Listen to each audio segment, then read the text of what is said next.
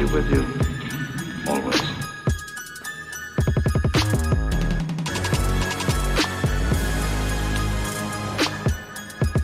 Hey man, y'all sure y'all don't want to like burn one first, man?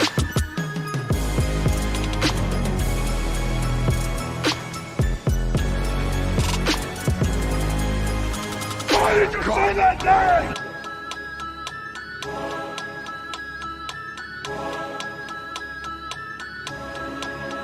You hear about the cable? What is thy bidding, my master? Nice guy.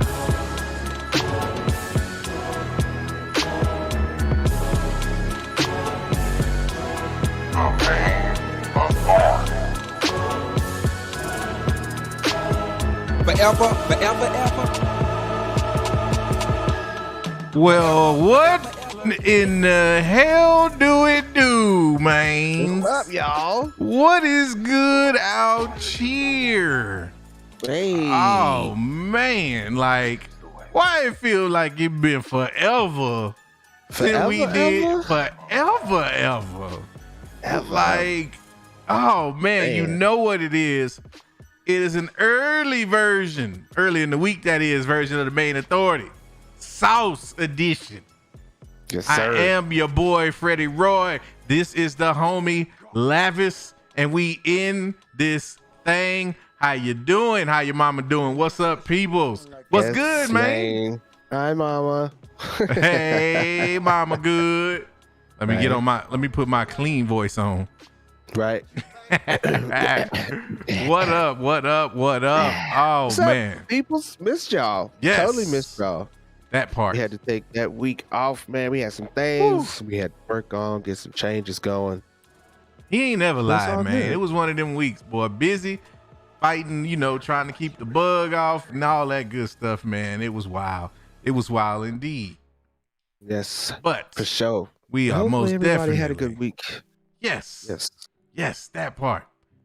But we're gonna go ahead and get into it because we behind, so we got some catching up to do. I'm gonna tell you Right. what wasn't good. Right off the bat, I'm shooting slugs. bat. Venom 2. Wasn't it, man? Wasn't it, man? Wasn't it, man? What? Not even a Didn't little do it bit. for me, man. What? Not even a little bit, man. Not even a little bit. It just, I No. don't know, man. There's a lot of misdirect and explosions and semi good haircuts and Oh man. again, the most enjoyable thing I got out of it was Venom. That was the only thing I really think I could say that I liked. Overall, Carnage was, but then I don't know. I didn't like the embed of a fix for Carnage anyway. You know what I mean? It's like, okay, so you got Shriek, and obviously sonic sound is a problem for symbiotes. So it's like that was going to be an issue. They kind of changed some things for the comics, but it's like they should have went a little bit more comic canon. Yeah. To make this, that part. would have pulled it back together. Because Cassidy just he lacked a bit for me. Yeah, I didn't man. like the aging up part either. And Yeah, it's like you can't have Cassidy that look, Woody Harrelson is a dope actor.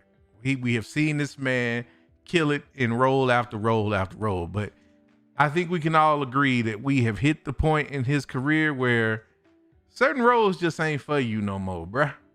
Like you need to make that transition kind of like a Clint Eastwood or somebody like that moves into the look so bad and then already put the homie to sleep over here.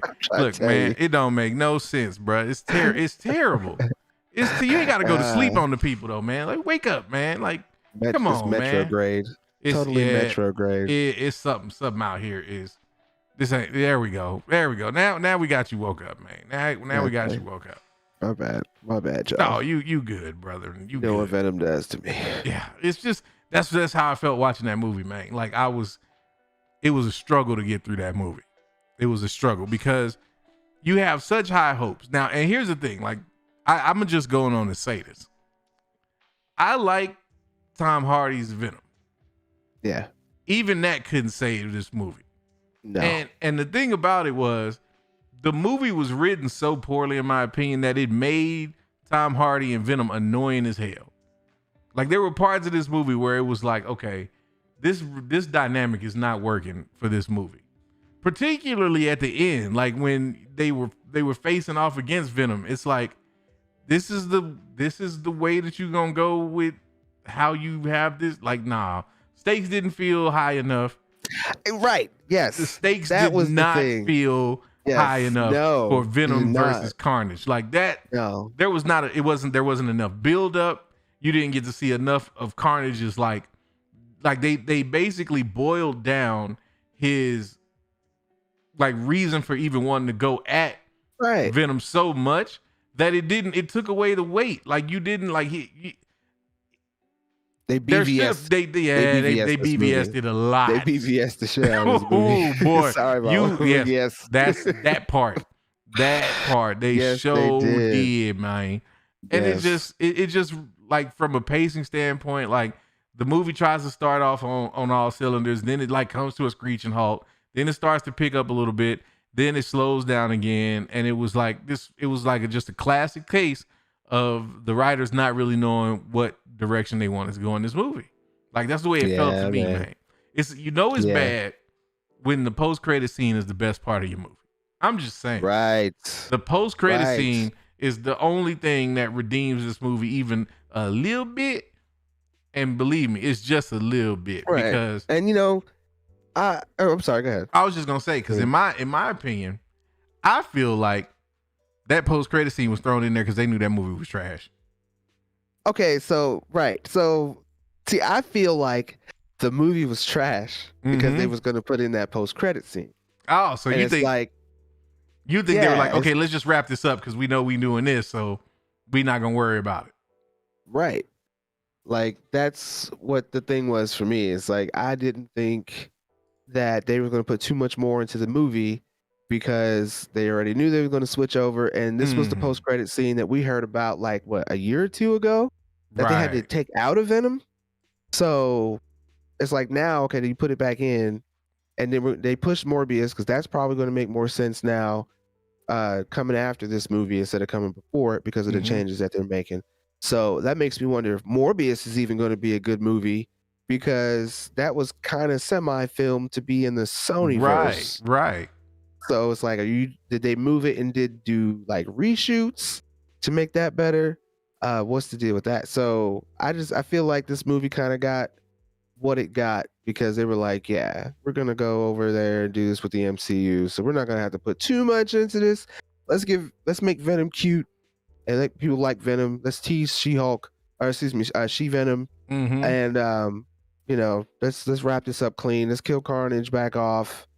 And that's what it felt like, right? Fresh. Like, didn't it feel like they wanted this to be a self-contained story to kind of just build up Venom a little bit more? I mean, not Venom. Yeah, Venom as a little bit more as a character to build up Eddie Brock just a little bit more in order for him to translate in the MCU. Like that's what it felt like, and it was just it was so poorly done, man. Like especially when you are on the cusp of what I think is going to be the best Spider-Man movie we have ever seen.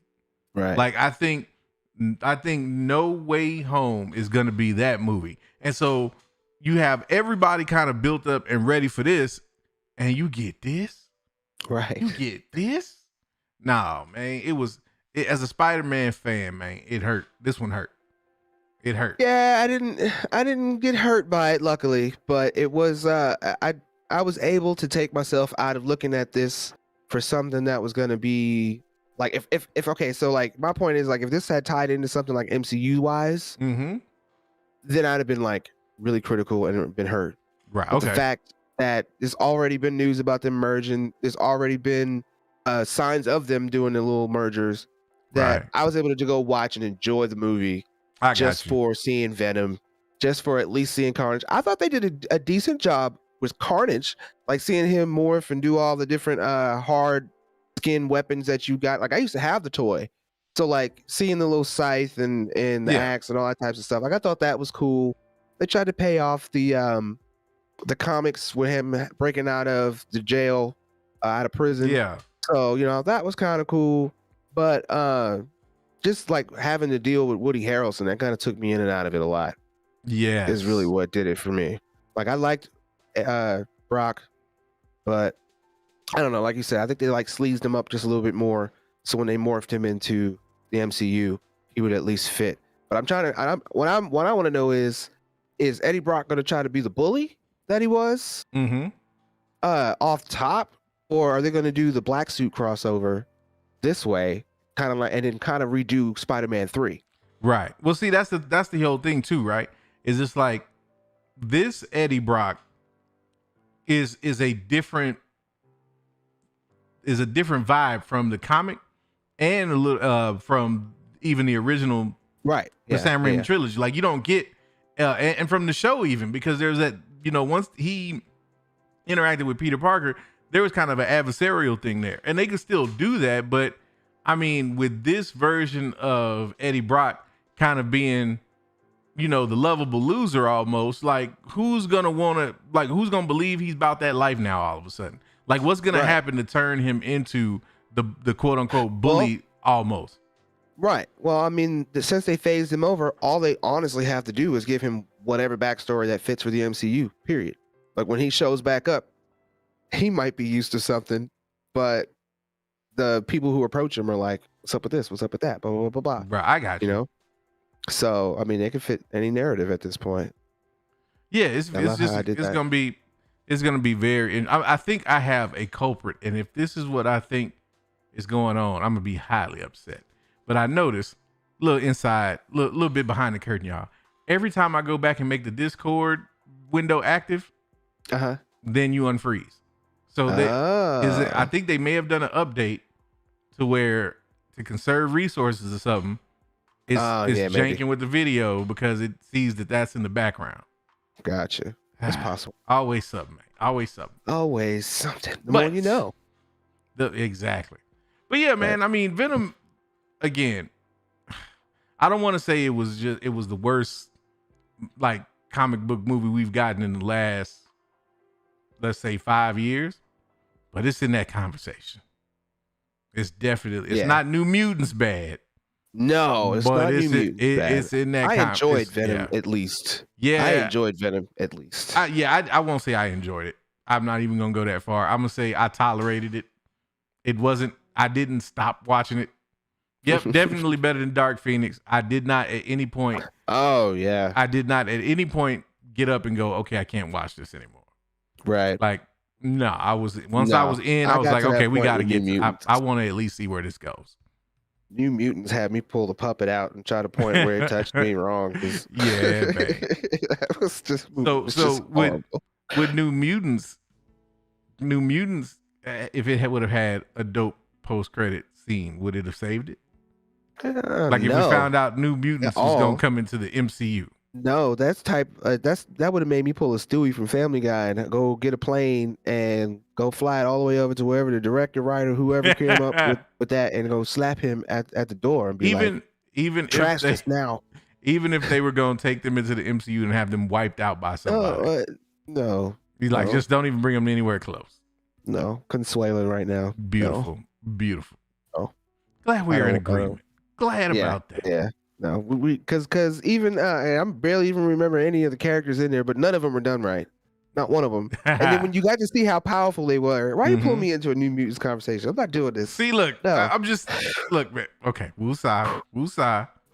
So anyway, before we move on, do you think that it's possible that it's best kept secret that there may be, because you see him with the black suit in No Way Home, that somehow, some way, that Venom actually plays a small part, even if it's just a multiversal switch for just a second? Let me tell you, I feel like Venom is going to show up in No Way Home somehow, because once the trailer dropped, all of the inside scoopers and everybody else was posting all over social talking about how that we could expect to see Tom Hardy's Venom in the MCU a lot sooner than we expect. So to me, the whole reason, and it almost makes perfect sense, because you have No Way Home coming up in December. Why would you tease that now if it wasn't going to be a part of the next Spider-Man project that we're going to get? Like, it doesn't make any sense other than we were just trying to save this movie because we knew people were going to hate it. Like, I think that there's a plan for Venom to show up in this movie. And unless I'm mistaken, Venom might be that sixth member of the Sinister Six if we still waiting on one, because that would very well fit. And that's the first thing I thought about when I saw that post-credit scene. I was like, I wonder if they would actually, if it's too soon to ask for him to be one of the Sinister Six in No Way Home. Right. That would make the best sense. That would make the best sense, and I think that would be a nice little reward for enduring Venom. Let there be carnage. Right. Well, so he says Jared says this Venom ain't no villain, but I mean, again, now that he's in the MCU, and the only thing his reaction to Peter Parker was, and you also got to remember too. Mm-hmm. So in that post-credit scene, he said something very important, that his consciousness and all that with the symbiotes go across the multiverse. Mm-hmm. So that was very important. So the fact that might have phased him into this one, like he might know the history, especially if there's still, going to be Tobey Maguire and all them. Tobey Maguire had instances with Venom. So he knows Peter Parker, that guy, that can mean anything. That can make him hostile toward him. That can mean he might want to bond with him. Anything on that. So we don't know if he's a villain yet or not. He might want to go kill him and eat his head because he knows he killed a previous multi-version of him before. Or he might want to go bond with him because he knows that they're compatible, Because it seems like this Venom is different from that one. He just bonds with Brock. There's no real explanation on how that works. It just happens. This Venom, they actually have a whole explanation on, why he has to eat what he eats and why him and Brock are compatible, all that stuff. So they may have to keep going with that explanation. Yeah, or maybe have him pop up as an anti-hero. I mean, we know that we've got, we reportedly got the 3 Spideys in the movie. And if they're battling, if there's supposed to be this big battle at the Statue of Liberty or whatever with the Sinister Six in the climax, who's to say Venom don't swoop in and help out? Right. You know what I mean? That's like maybe Eddie Brock is like, no, we got to go help that dude or something like that. And maybe there's a fight between the Venom symbiote and Eddie Brock over what they do with Peter Parker. Like maybe the suit wants to go after him for whatever reason. And Eddie's like, we don't even know this kid. Like, wait a minute, what's up? Like, it could be any kind of situation like that. But I just feel like it would be a not just a missed opportunity, but it would almost be clickbaity in a way that really was unnecessary. If that ends up, and I'm not gonna say I'm gonna be disappointed. So I wouldn't be disappointed if he doesn't show up in No Way Home, but I would just be like, well, what was the point? You teasing us with something that's going to, especially since the way that they showed it, it was in the timeline, right in the events that are going on in that, like no it's in present time right now. Like, basically it's like, if you're doing that and you trying to say he's there, you trying to tell me that he's going to be there for a minute and not going to be involved in the stuff that's going on right then when he's just chilling. Like, I mean, okay, so when they phased over, they were at some kind of beach. I forget where exactly they said they were. But they weren't in New York. No, right. No, they were not. Right. So, I mean, like I said, they could make it fit the narrative at any point, even if he's not in No Way Home. He's over at the beach. He's in this new MCU place. Maybe he doesn't have money like he used to. He's got to try to find his way back. All that types of stuff is different. Is he the only one that came over? Is his relationship with his wife different now? Yeah. All that types of stuff. So I think it's going to be. Well, see, my thing is though, again, it's like if he's in the universe, even if he's not in anywhere near the same vicinity, which is I didn't think that was the case anyway. But even with that being the case, realistically, if in Far From Home they were overseas, and by the end of that movie, they're back. What was that? A week? The span of a week that they were over on a little trip. Mm-hmm. And that was a 2-hour movie. Now, I'm not saying the timelines have to line up or anything like that, but I'm saying it's plausible that over the course of the next movie, he'd have made his way from whatever country or remote island he's at right now back to wherever Peter Parker is when they encounter each other. Like, that's all. I see it from that respect, and I would like that would make sense again because of the fact that they teased it to see him at that point. I just don't see the point in Venom, or I won't say the point, but I don't see Venom or Eddie Brock being that slow that they like, damn, but we stuck here. Let's figure out how we're gonna grind this money and get on this that part. That's all I'm saying. Right. I mean, but we'll see, man.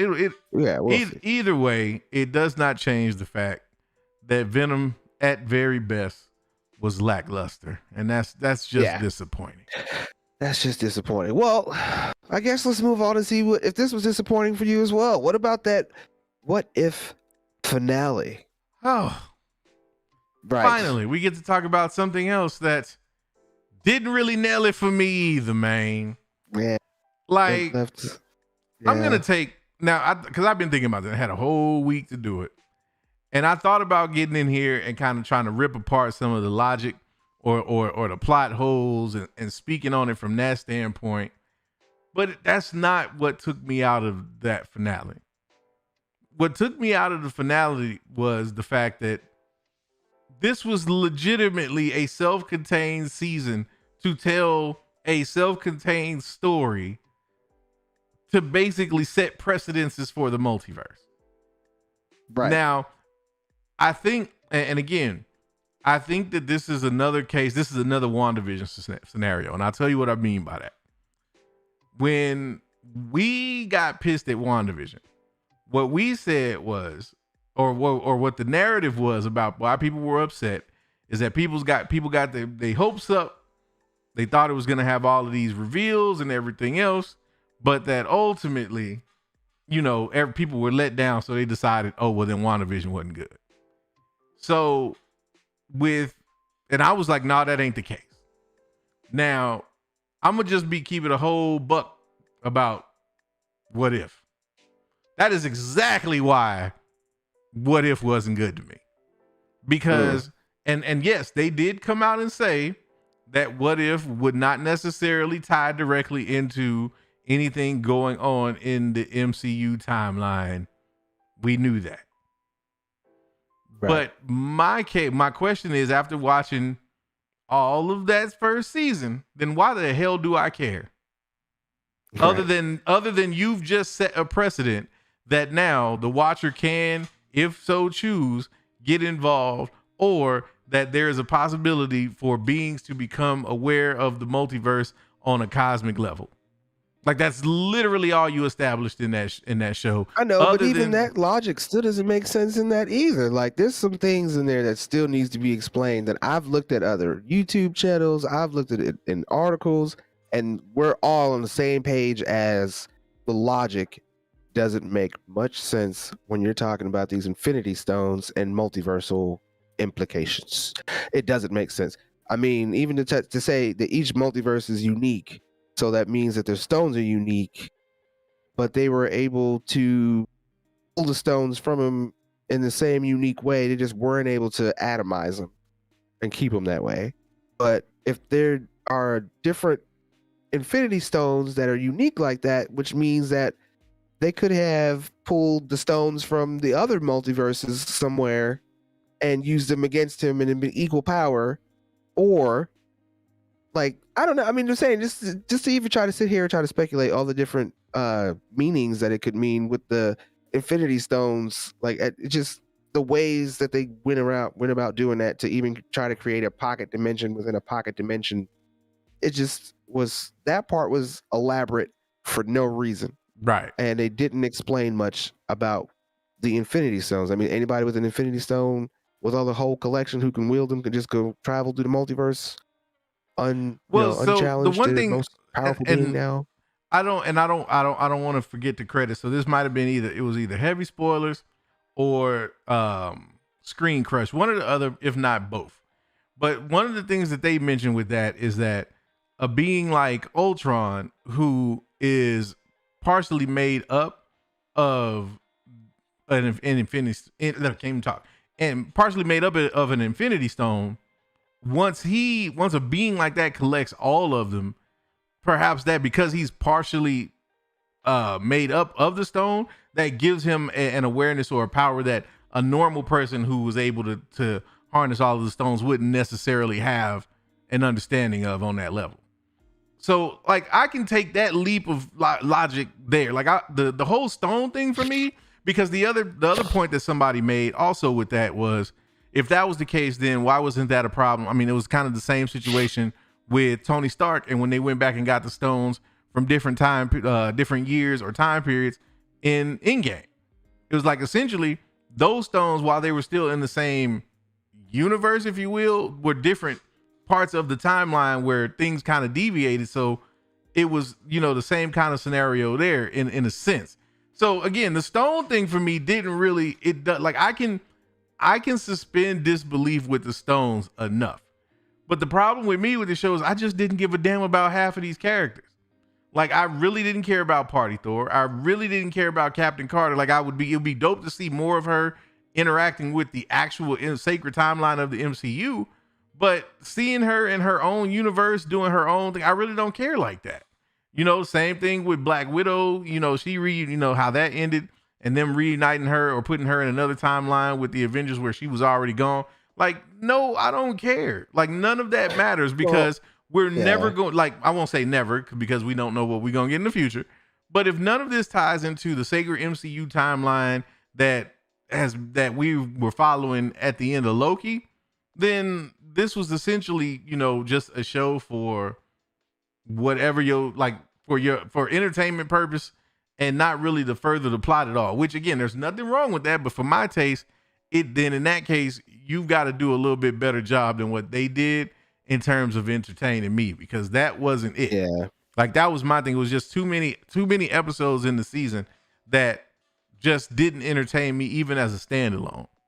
And so because of that, it's like, nah, this man. was another one that was touched by post-pandemic issues. Yeah, but that's why they had to take an episode out, and that's where Gamora came from, the episode they pushed. So I don't know why he would take Gamora instead of taking both her and Tony Stark. I don't know. Like you said, this is another one of those situations where the threat it was there, but it wasn't right to the level it needed to be. Yeah, this is, and my thing is at this point, and I gotta agree with Felicity on this one, man. Yeah, I agree. I don't want to hear no more excuses about COVID, man. Like you got that at the first half of the year. The first 6 months of the year, fine, got you. But this is an animated show, bruh. This is, and again, I'm not trying I ain't trying to poo-poo what it takes to put a show like this together or anything like that. But man, come on. And not only that, but the fact that they omitted that episode has nothing to do with me saying I didn't like it. You could have added the Gamora episode and I'd have been like, it's one more episode that I don't give a damn about. Like that's the point. Like to me, it was like, I don't care about the majority of these characters. Like none of this matters to me, even as a standalone that doesn't have anything to do, like going into it knowing full well that was the case, I still was like, you ain't giving me nothing to really latch on to in this show, because there's another situation where there were no real stakes. Because even the Ultron situation at the end, it's like, so you mean to tell me that essentially the Watcher could just pull together the perfect team and thwart the threat and we good? Like, okay, so what's going to happen with these characters going forward? Now we get to see, the next threat come together where he has to pull the Guardians of the Multiverse together again. Like, most likely. Yeah, exactly. And so it's like, the teams will probably change and rotate and be isolated again. And it'll be exactly. So it's like, okay, at that point, those events in the multiverse don't really mean much to me, and I don't have any interest in really exploring that any further. Because and this is kind of the catch-22 that I feel like Marvel and White Suge might have painted themselves into this corner, because now you've got people so hooked on what the main story is going to be that I think if you don't give the real hardcore sweaties nuggets that tie into that, then everything else is just going to be for naught. It's going to be like, okay, well then that's cool, but what about this timeline though? That was going to kind of be my point, was perhaps this is another, like you said, WandaVision thing, to where, they got to rip the Band-Aid off, get that first thing out of the way to kind of lightweight explains whatever. But if it pays off for something like Secret Wars, to where you see it goes a little differently, and you see Uatu is the one who kind of yoinks the different people from the different timelines to kind of create the whole battle world situation, or at least be a part of it. Not saying he's like the one to fix it. Okay. If it ties into something like that, to where it makes sense, or if at least in Multiverse of Madness, because there's heavy rumors going around now that he's a Supreme Doctor Strange. You know, it's always been that he's supposed to show up in Multiverse of Madness. Yeah. So you know, if they try to make that tie in some kind of way too, and then this makes better sense. Then you know, it's not all for naught. Then I think some things are just created to try to create a familiarity for the characters. So this way, when you see him again, they're not so. Which again, totally cool, and I'm with that. It's just from an entertainment standpoint for me, that ain't. I have no interest in that. Like again, because it's the same thing with WandaVision. It's like if you're not giving me a reason to be invested in what's going on, then I'm just not gonna be interested. Like I'm not. You know, at first, and shout out to Adam Fanjexter used to give me a whole lot of grief about it because I was like, I don't care about character development in my comic book stuff. This is why I don't, because if there is no consequence to the development, then why the hell do I care? It's like you even though, you know, you saw certain things and you saw the establishment of certain characters in this season, none of it really has any weight to me because it doesn't, like, it essentially they're going back to do whatever they were doing in their universes anyway. Right. And, you know, for all intents and purposes, Ultron, Super Ultron, whatever you want to call him, Vistron, whatever, my dude is like off the board. Like he don't have the stones. Him and Killmonger are basically hemmed up for eternity. Okay. Like I would have rathered if they wanted to defeat Ultron, fine. But a nicer twist would have been to see what Eric would have done with those stones if he kept them a little bit longer. Like, let's see what that does. Like, create a timeline where he's going back and kind of trying to like create the perfect timeline, if you will. Like he's trying to do that himself, where he's going back and righting certain wrongs that happen in his timeline and intervening in places. And let's see where that further destabilizes the multiverse to where it's like, okay, we thought Ultron was going to be a problem. This dude, just by the sheer fact that he's making all of these changes and creating all of these alternate timelines because he's jumping back and forth and making all of these changes, that's the problem. And that's the thing. Like, and I see I see you, Mike Porter, man. What's up? I get it, man. Like, again, until Strange gets bored, but it's like, that to me is so cheap because it's like, okay, so what happens when the Raiders start to dip? Oh, all right. I guess we need to go on and let Strange flip out and let Ultron and Killmonger loose so that they can form some kind of agreement. No, man. Like that's like, to me, it's too easy. It's too easy. It's got to be better, man. Got to be better. Well, to lighten it up a bit, I did like the action in it.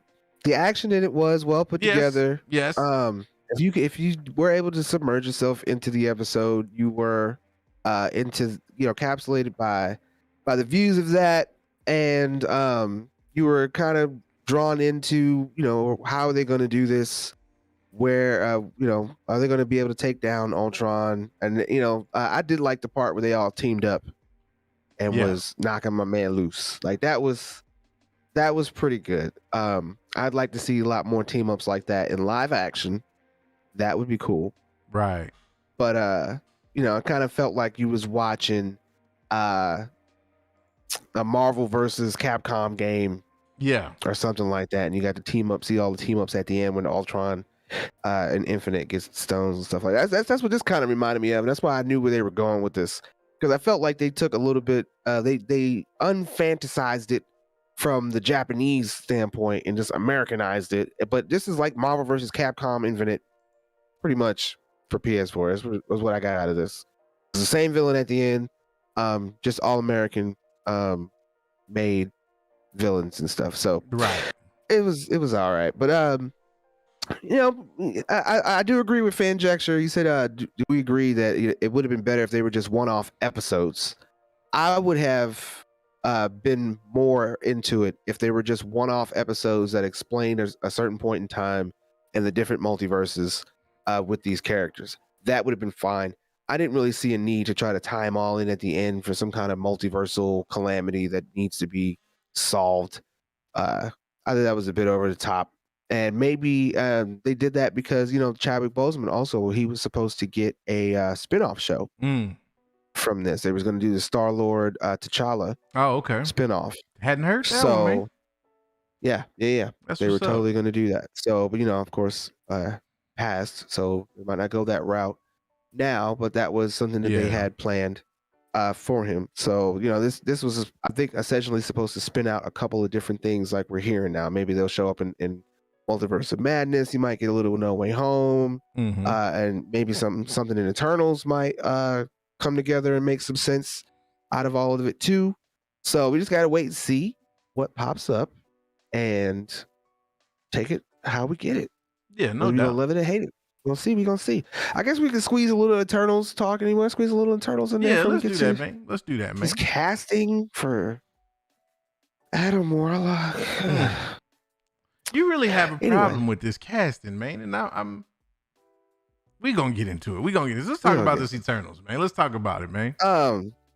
Yeah. So I mean, Eternals hype the train is taking off. Yeah, man. It's getting there. It's getting there, man. Sure. And what is somebody remind me? What is the release date on Eternals again? Ain't that next month?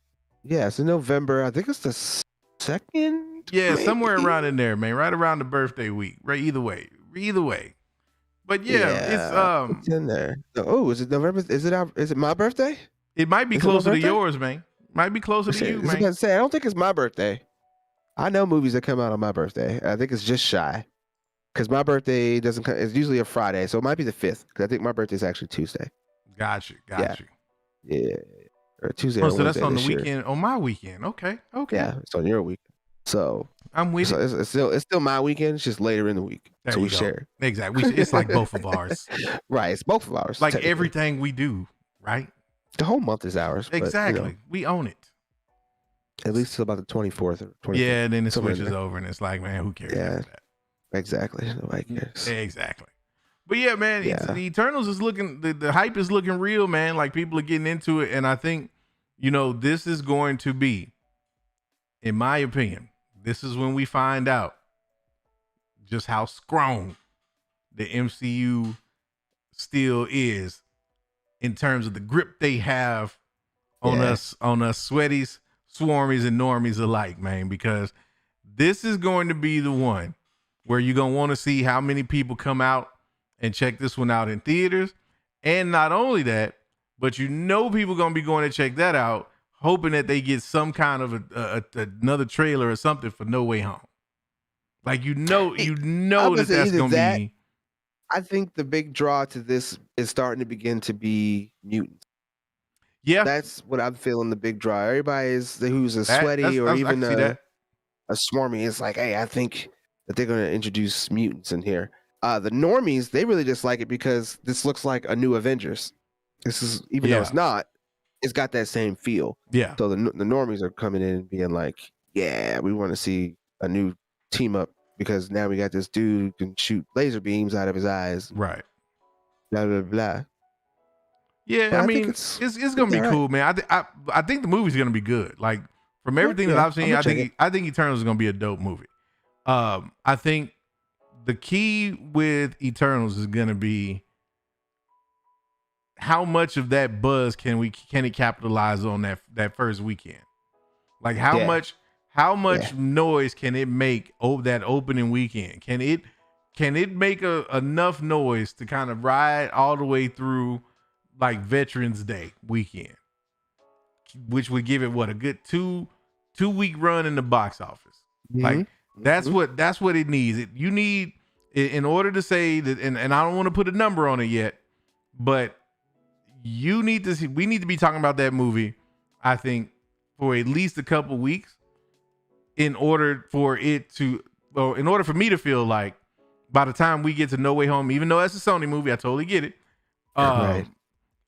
For me to say, okay, MCU about ready to snap, about ready to take up where they left off pre-Pandy. Yeah. Like it would have, because it has to be kind of a gradual buildup of hype. And then No Way Home has to blow it wide open, because then the next big thing is going to be Doctor Strange and the Multiverse of Madness. And at that point, sprinkling some Morbius. Yep, and you get Mobius right before. Exactly. Right before. So we about to hit that crucial pocket of movies though, like, because it's Eternals, Spider-Man, and Doctor Strange. Like that's that pivotal little trilogy of movies that are really going to tell us where we at, I think. Yep. And so it's going to be real interesting to see how that plays out. Yeah. When you think about the Celestials, do you think, and I keep spacing on the name of the particular Celestial, but the head of nowhere, this is Celestial. Well, we don't know exactly how that Celestial was killed. Do you think that they may change the kind of canon on that in the MCU and kind of pay that off now to show the demise of this head? Or do you think that they'll wait, because in the comics, that Celestial was killed by, I believe it's, correct me if I'm wrong, Second Street, or anybody who knows. Supposed to be, I think his name's Knock, the symbiote god creator, pretty much. Yeah. Okay. And so in the comics, he kills that Celestial, beheads him or whatever. So I was wondering if maybe they switched that, because they haven't introduced that yet, and we don't have Venom or anything like that. You know what I'm saying? Yeah, so I think that's going to be later. Yeah, that's going to be a later on kind of thing. If they go that route, they'll hold that off a little bit, because I don't think they're going to.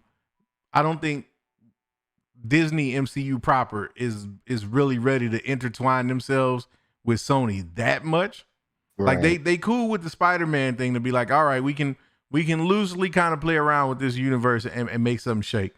But beyond that, I don't think they want to get to a point where all of those movies start kind of referencing the Sony Spider-Verse, or characters that could be affiliated with the Spider-Verse on that level, because I really think that Sony's getting ready to like send this Spider-Verse thing like to a whole nother level. Yeah, like I think by the time we get out of No Way Home, we gonna be like, and here's the thing too, and I'm gonna look right into the camera on this one, because I need to talk to these YouTube scoopers, if you will. No, thank you. No, yes. Or something like that. It's something like that. Look here. All of you. I won't name names.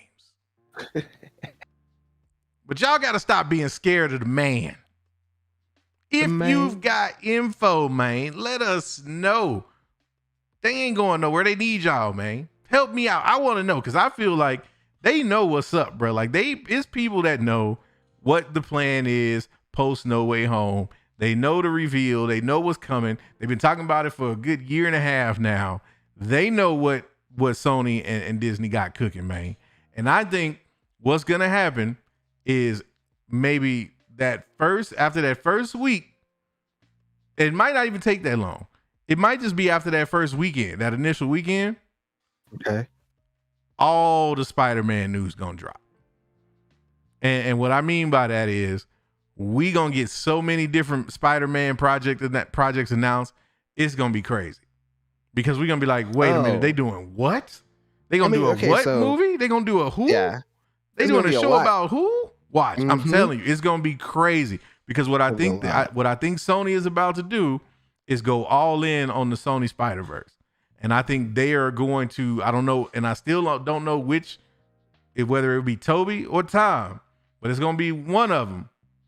And when they do it, it's like, it's just going to blow everything open, because you're going to have they're going to take one, they're going to have their own Spider-Man and their own multiverse and build that out. And some of these characters like Noel, like Madam Web, all of that, we are going to start to see that fleshed out.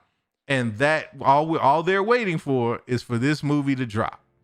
And then we're going to open up the floodgates with all of these announcements, I think. So I'm just saying, if y'all got something, put it out there. Look, go to Reddit, do something. I need to know. I can't be waiting. I'm just saying, right, well, I can't be waiting. They're doing a Silk. They're doing a Silk one and they're doing another one, Spider Woman. They're doing that one. Mm-hmm. I'm pretty sure Madam Web is going to get confirmed here soon, like you just said.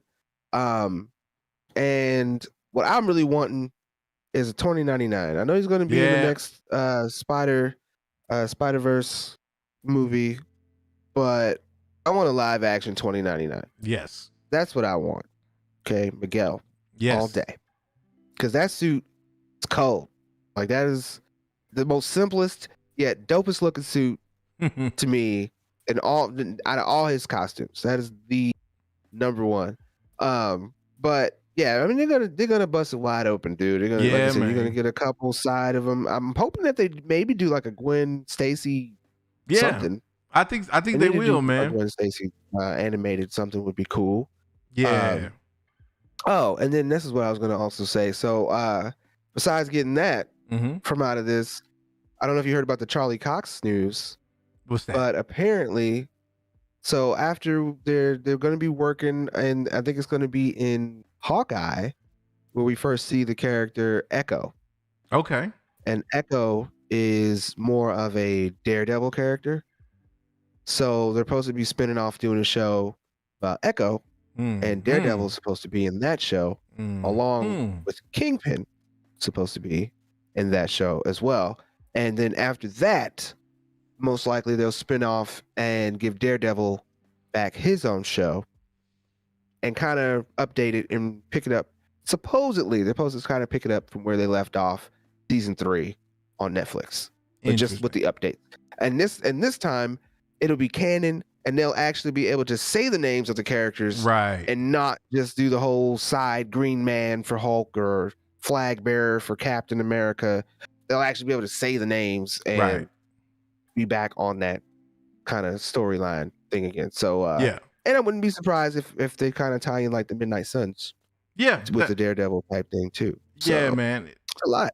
It is, and that's the thing, man. It's gonna be a lot, and this is why, again, going back to the Eternals, why I say that movie is gonna be pivotal, even with this stuff that we talking about that might not even get announced till sometime early 2022, if that. But the thing about it is, at some point, there might be questions that, like, let's say Eternals doesn't do well, right? Let's say Eternals doesn't do well. Now, I don't know what the official numbers look like for Venom or for What If yet. I hadn't looked at that. But if we hear, that these properties underperformed, at what point do the suits start asking about comic book fatigue? And that's why I'm so worried. And I won't say worried. That's why I'm so anxious to see what this Eternals movie does, is because, like you said, it's starting to get some hype. We hitting that kind of golden tone or time of year where, the big movies, we've already did the summer blockbuster thing. Season is out. So now the big one is the holidays, right? The turn of the year, what's coming, what's popping from that point. So it's going to be from there. We're going to have to find out, and see kind of where it plays out with that piece. But it's like if Eternals falters a little bit, and even if Spider-Man does what Spider-Man does, we might be at a situation where it's like, okay, so what if was mixed? WandaVision was what it was. Falcon and Winter Soldier was what it was. Loki was what it was. I like Loki. Is it the pandy, or is it that we just getting tired of the comic book trope? I mean, now that's the question. Now I'm not posing that question. But what I'm saying is, if Eternals don't do it, then that'll be the conversation leading into Far From Home, or No Way Home. I'm sorry. More than anything else, I think that'll be it. What people talk about. I would say it would make the most sense to give it the year that it took. So, like, we were pretty much off for the year. We're trying to get us back on this year. It's about a year later. We're still seeing there's some ripples going on. I think at this point, if we're asking the same questions or looking the same next year, if 2022 doesn't pick up, then that's most definitely a sign that there might be some other kind of fatigue other than the pandemic. Because, I mean, I see an increase. Like Venom didn't do too bad. Ironically, Venom did as good as it did for Venom 1. So, which I don't know if that's saying much, but 90 mil open, here we are talking post pandemic, and then we're talking about prior, it's the same thing. So I don't know. We'll have to see if the numbers continue to climb. That's a good sign. Yeah, no doubt. If now, Eternals is as good as it's supposed to, hopefully it'll go up. Shang-Chi didn't do too bad. I think that's the other one I forgot about with Shang-Chi. But again, I'm confident that that Eternals is gonna smash. Like I think it's gonna be everything that we think it is. But my question or my thing is if by some crazy happenstance it is not, then what is going to be that narrative and what is going to be the conversation? And I think the conversation is going to be somebody's going to put that question out there. Now, I don't think that's going to make any changes. I don't think that's going to lead to any drastic shakeups or anything like that. But once that question is out there and it starts to circulate, and I'm not talking about like the way it did with WandaVision and Falcon and Winter Soldier, because that was a little bit different. That I will say was pandy hangover. You know what I'm saying? Like that was. But I'm not giving them pandy hangover for 2022. I'm not telling, or for 2021 for that matter, because who's to say that 2022 is going to be any different from 2021? Right. Like this is the thing that, not to go on this pandy sidebar, but this is the thing that people, like I kept saying when we were talking about 2020, it's like, all right, well, everybody ready to get up out of 2020, but don't nobody know what 2021 going to look like. Right. You know what I'm saying? So it's like we could be looking at that. Now look, hopefully not. Knock on some wood. I'm gonna put some, positivity in there. Hopefully not now. But who knows, man? It could be who knows what kind of a climate we could be dealing with in 2022.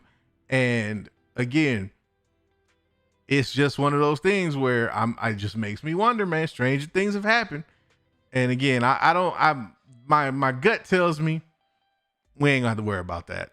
But yeah, I'm just saying, don't let any of these disappoint, because I could already see the homie Felicity ready to start a petition, like calling for White Suge head in 2022. If any of these don't necessarily come out and be straight fire, bro. I think there's just too much. Even if these aren't, I still think there's too many properties that we're working towards that a lot of people are still just going to be on the train. And if those things bomb, then we have to have those conversations. Like if they don't nail Fantastic Four for me is the conversation that you're talking about. Because so far we've had three. Well, come on, we've had 3 iterations, even though it was Fox and they foxed it up. Yes, even though we've had at least 3 iterations now of Fantastic Four, we are very unhappy with. Absolutely. So if they can't nail that movie, there's no reason for anything else they try to do after that. I agree 1,000%. But I have a question. So, when do you think we're gonna get that movie? Fantastic Four, I think we'll get that a lot sooner than we think. I think, to be honest, we're so distracted with Spider-Man and all that types of stuff that there actually might be little leaks and rumors already about Fantastic Four that we're just that they're not picking up on because that's not the hype. Not yet. Yeah, I don't think so. You know what I'm saying? I feel like because to your point, Fantastic Four, if there was even a shred of a rumor of a writer, director, or something of that sort, that would overtake that would hit the rotation. Like that would hit somebody's radar already. If there was any type of update whatsoever, like an actual update to what was going on with Fantastic Four, we'd be talking about it, because that, to your point, that's the make or break. That's the one that could single-handedly either send the MCU into like a whole nother stratosphere of popularity, in the sense that like it could become a mainstay even beyond what it is now, as crazy as that sounds. Or if it bombs, it could be like, man, this just can't get right. Yeah, it could be like it just can't get right. But it still would. I still don't think the Fantastic Four would, in itself alone, would tank the MCU, even if it bombed, because we've seen it bomb like 3 different times. Right, yeah, that's not going to be the movie. No, what I think. I said, conversation will begin. Yeah. Oh, of course, the conversation will begin at that point. But I feel like they always have the RDJ Chris Evans in case of emergency break open glass option. Like it's like even if it's like, oh snap, like even if they got to that point and Fantastic Four didn't kill it, like to me the ultimate like push the panic button would be seeing RDJ or Chris Evans being brought back. I don't even think that's a good idea. No, it wouldn't be. It would be a horrible idea.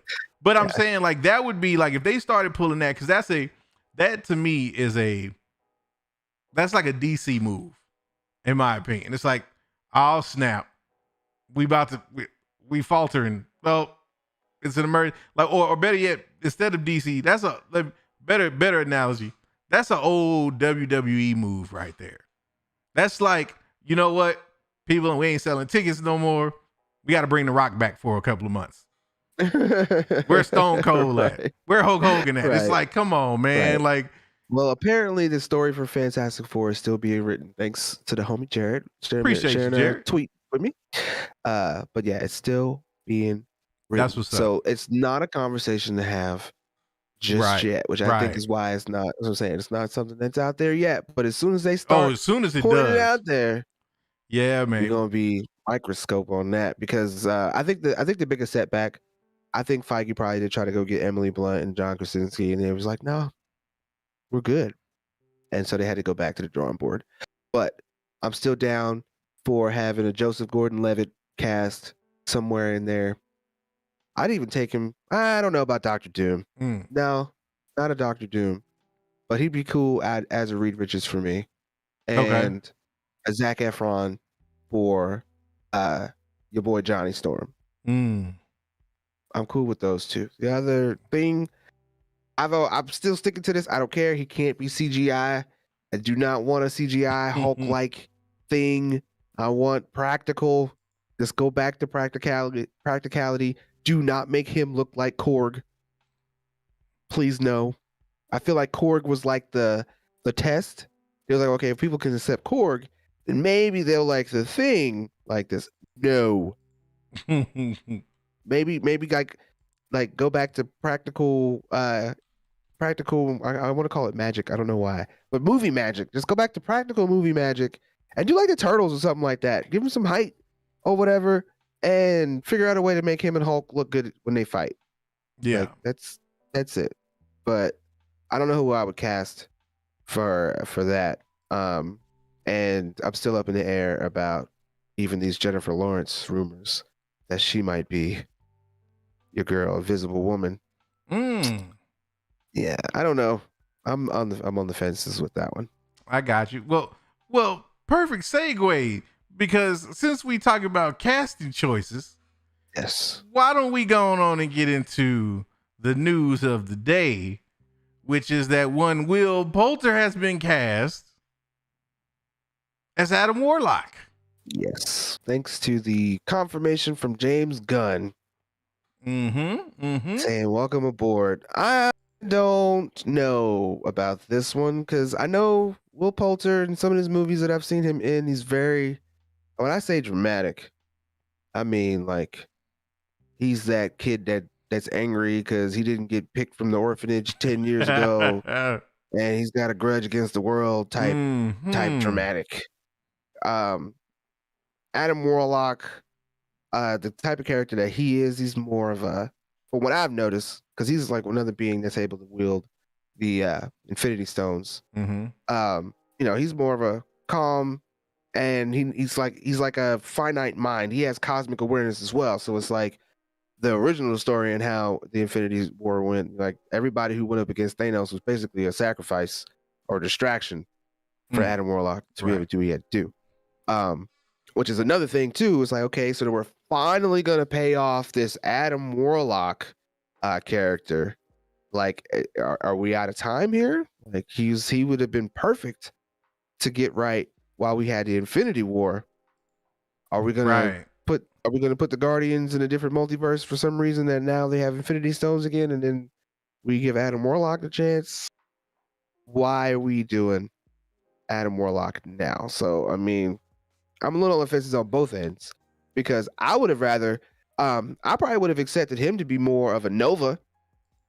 If they finally want to bring Nova in, Will Poulter could probably have been better for that character because he tries to be a little snide, sneering, but have throw some jokes, sarcasm.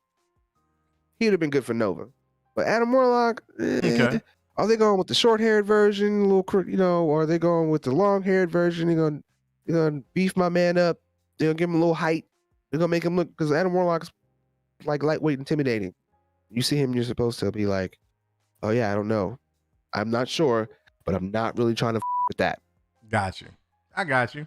I don't get that from him. I don't. So. I had, when you told me about the news, I went and looked it up. I was like, I've seen this dude in some stuff before, but like, not enough for me to have an opinion of him one way or the other. I'll say he looks the part from a facial expression standpoint.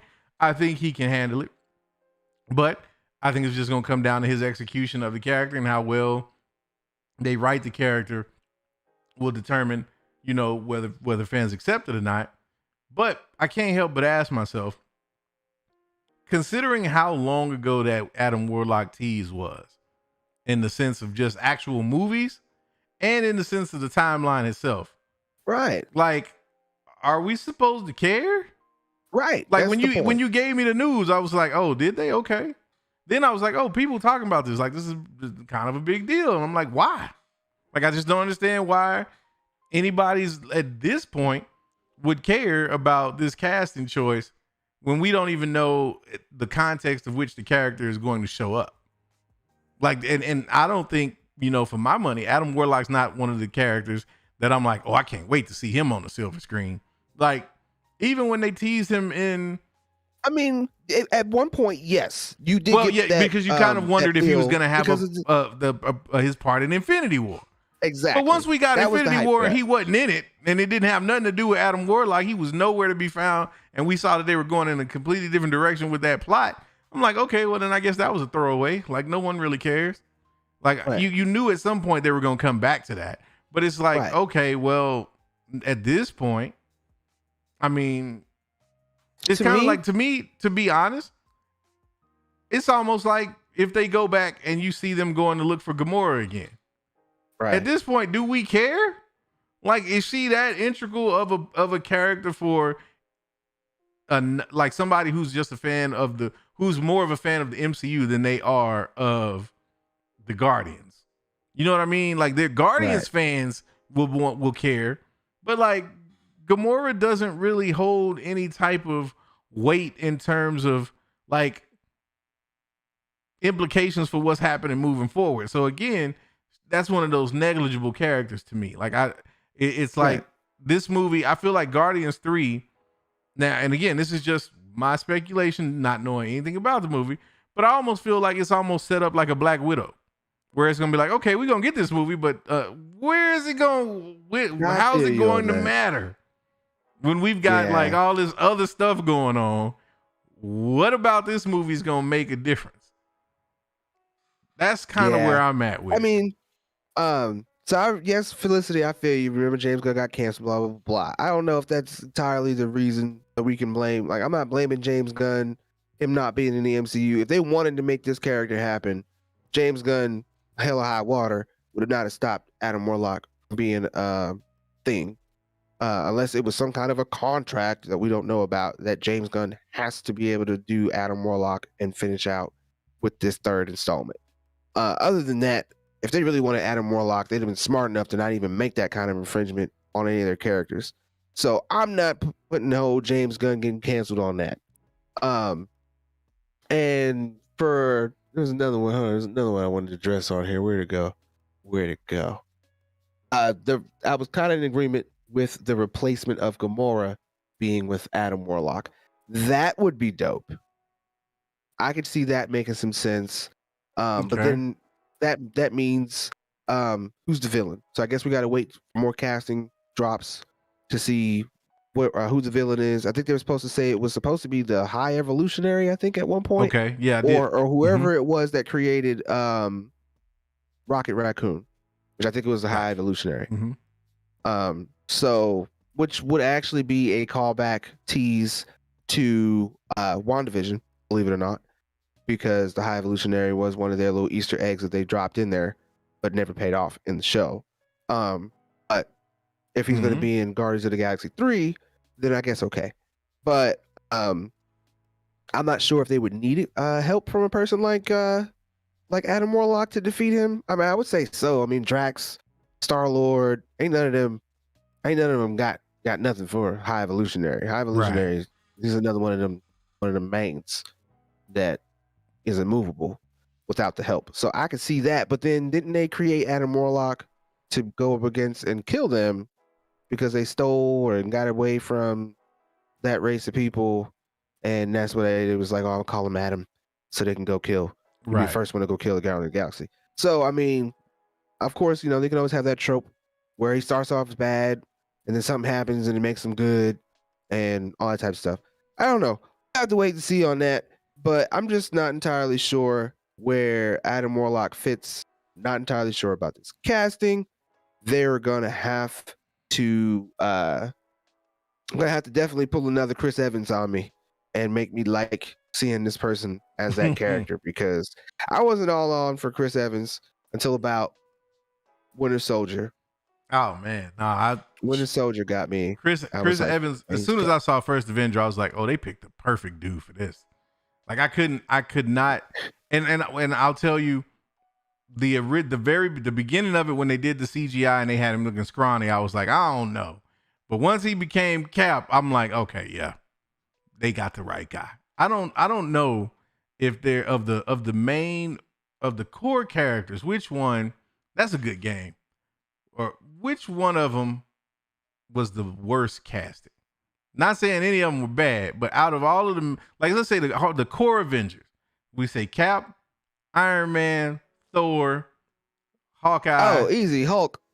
Black Widow. I'm not feeling Mark Ruffalo really? At all. Yeah, he was not. You know what? The next pick for me. You probably right. Sorry. I would say out of all of those, I would probably say Mark Ruffalo is the one. Mark Ruffalo stood out so much, man. I would have loved Ruffalo to keep Edward Norton. I hated Edward Norton though. Like that. I can't watch that Hulk movie because I can't stand his portrayal of it. Of Bruce Banner. It's actually spot on. Like he's really supposed to be this unassuming dude, which I think totally Edward Norton get, but embodied that really well. Nah, I get Edward Norton's swag comes off too much in that movie. Like you get that he's supposed to be this unassuming guy, but you know what it is. I don't take him to be. I don't buy that he's a genius. That's what gets me about that movie. It's like I don't buy that Edward Norton is a genius scientist in that movie. I'm like, no, like not this dude. Like, and that's not necessarily a product of the writing or not even necessarily. I don't even want to say it had anything to do with the way he portrayed the actor. It's just seeing him in the things that I've seen him in before, and it's like, okay, yeah, nah, this dude from the Italian Job, no, man, like I ain't no, not him. But I agree with you. I don't have a problem with Ruffalo, but I would say he's probably the worst cast. If we were talking about, if we had to pick one, Ruffalo would be that guy. Yeah, I'd have to go with Ruffalo, hands down on that one. And yes, I would have liked Eric Bana back. Eric Bana didn't do bad for me as the Hulk. I think a lot of people was just taken out for the fact that it was more of a comic book movie. Like even the cuts and the scene swipes and all that stuff was all comic book. And it was the first attempt at the Hulk. It was very video game looking, but as far as like Eric Bana and the acting, I think if he was put up on a caliber such as the Avengers or something like that to take on a Hulk character, I think he'd be able to pull it off. I had to go back and look at Eric Bana again to remember. You know who I see Eric Bana as? Who? Reed Richards. I could totally say. I would totally take soon as I saw his Richards, headshots, I was like, Banner. that's Reed Richards all day. That's not Bruce Banner. That's Reed Richards. I could totally go for that. Like that, I could go because for that. he had, but I will tell you this: he has the look, that genius look. So he pulls that part off. He's just, in my opinion, he's a little too handsome to be Bruce, because Bruce Banner in my opinion, has to be like, you got to find somebody that looks rough, like, but looks every bit.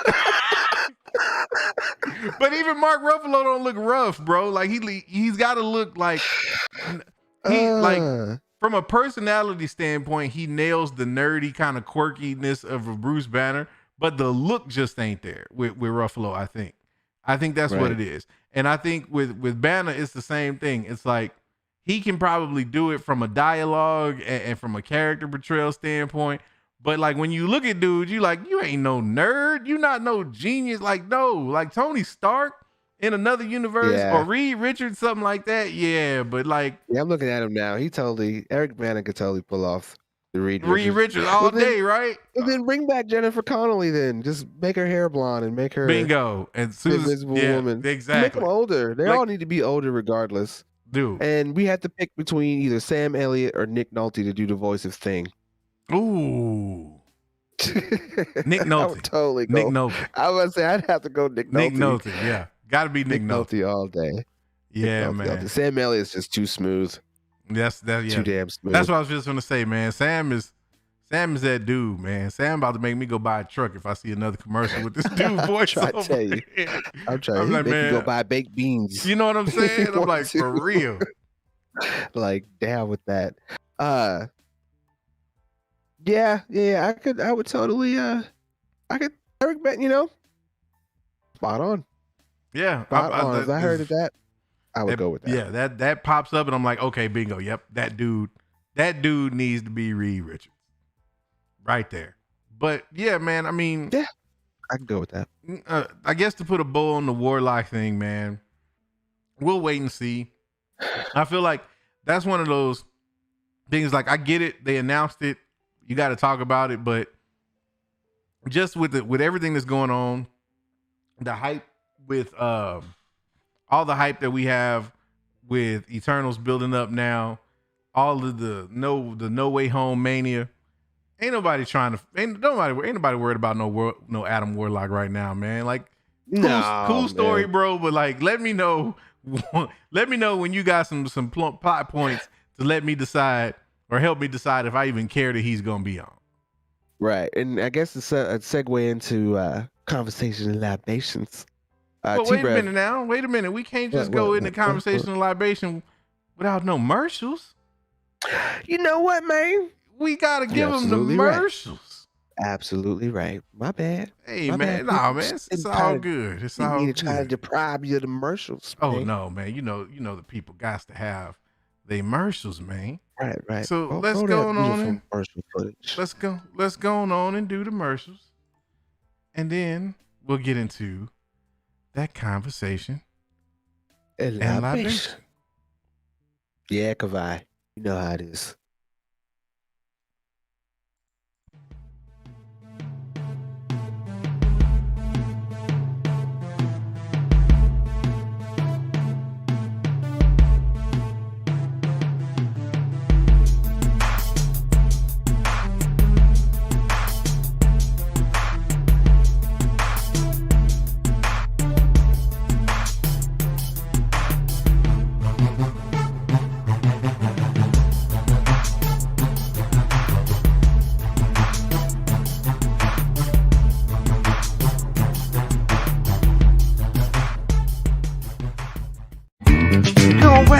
We gon' jazz it up, we gon' snazz it up with that purple train. We gon' razz it up, we gon' snazz it up, we gon' jazz it up with that purple train. We gon' razz it up, we gon' snazz. Huh? What? Really? Oh, dang. It sucks having to go home after making a purple drink commercial. People call your names. Whatever, asshole. Even walking down the street looks bleak. Look at this. I even got a ticket. Ugh. Traffic sucks. Man, nothing seems to go right. When I get home, my wife look like she about to beat my ass. you better get that damn purple Drake money too, girl. You better bring that home. So I sit down at the table. She still know what I need. Some of that purple drink. Oh yeah. There's a new tune after that. Hook it up, snazz it up with that purple drink. Nothing unites family like a good bottle of sauce to go with your great summer barbecue. Who made the same salad? Al's Sauce has been known to bring people of all colors and creeds together in the spirit of barbecue. Sauce. Oh man, there's too much sauce. Never. Shut up, motherfucker. Bring it over for a good time, whether you're black, white, it doesn't matter. Hey, that chicken ain't done, man. Done to me. If you ain't got the sauce, then that's your loss. Oh man, I'm an old motherfucker.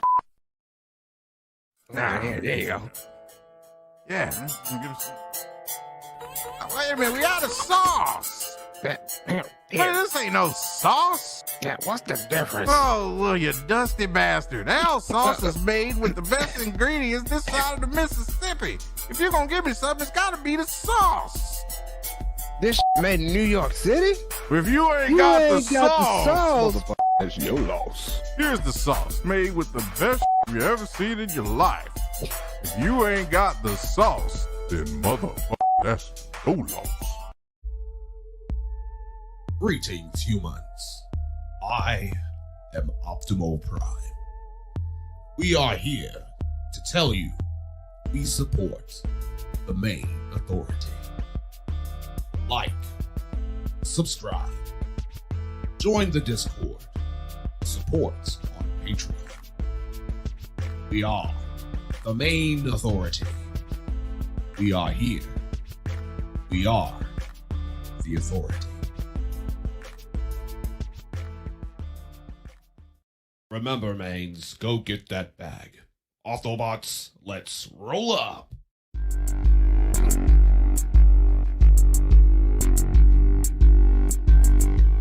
All right. Yes. Last week, there we go. We all tweaked up. Get that purple drink commercials. Yes, indeed. The Sawce Indeed. commercials. Now we can move into that conversation and libation, man. Yes. So, starting off, T-Rev, I could see Adam Warlock being in Love and Thunder, but there would have to be some kind of leak or something about that, and I haven't seen anything on that. And it would make best sense if they were able to push out Guardians of the Galaxy before Love and Thunder to kind of, make things suitable. Especially right now, with all this bull that they doing and the what if stuff, you need to keep the logic. You need to keep the logic in there for sure. That part. And Felicity, I will touch on Titans. Just not yet. Oh Just man. Not yet. People say they want. You know what? Let's take. I gotta bring it to the people, man. I gotta bring it to the people. People, help me out. I need to see 1 to 10 in the chat. I need to know your rating on Squid Game. I need you to tell me. I need you to tell me. Here. You're going. Yes, please give me the survey, sir. Give me the survey. I need to know. I need to know from the people how you feel about Squid Game. Oh, Squid Games. Oh man, like. I see you, Mr. Anderson. So what about that $8 story? Oh, the $8 story, man. It's not. I don't know. It's not a big story. I figured more or less. I left y'all on the cliffhanger on the Batman. Why people call me Batman? But anyway, for the $8 stories, it's simple, and I'm even gonna pop in. This isn't the actual link to the one that I've watched. But somebody went back and did one of those little videos where they take like the vocals and then they act it out or whatever. So like this dude did that, but this is pretty much just the skit right there that kind of pulled me into it. So a friend of mine, back when I was about 19, my homie Adrian, he hang out all the time, and he was like, "Yo, you come over, you to watch this skit, cause I like it. It's funny. I think you're gonna find it hilarious." So I go over there. And this is back in the day. The first time I grew my hair out, this is actually the second time. First time I had the fro. I had the Luda fro. big Ludafro. And so go over there. He pops this on. It's Rob Stapleton is the actor. It's Bad Boys of Comedy. Oh, the comedian, excuse me. And he's like talking about you get a friend of yours and they want to go to the club. So you pull up to the club and it's like, oh, you gotta pay to get in there. Like how much that's gonna cost? He's like $8. So like obviously I'm not doing it as funny right now as it was for me back in the day. But that like that first part had stuck. So then like later on he's talking about you gotta get on the bus, and when you get on the bus you're all clammed up. You don't want to talk to nobody. Somebody asks you something, you're like, oh yeah. Oh, the homie Mike licensed to Shield Porter. Yeah, says glad to see y'all back. Go Braves. I wish the MCU does to you what it does for me. The MCU rules. Well, at least for me. Mike, you've been rocking with us from day one, man. Right. You know how we feel about white sugar around these parts. We are MCU stands over here. With one difference. Sir. We keep it a buck, man. We keeps it a buck. If it don't hit, we must quit. That's what we did, man. I was like, WandaVision didn't do it for me. So I was like, no, I got to get out of it. Can't do it. Cannot do it. And, Venom, unfortunately, it's not MCU-ish. It's MCU-ish. It's not MCU. It's MCU-ish. Ish. But it's still very light on the ish. Man. So I'm looking, man. I see 86% on this survey. So we got 7 votes, 86%. I've seen 9 out of 10. I saw Squid Game is fucking amazing. That's if Mama Good still here, I said foo. That's not the word. That was not the word.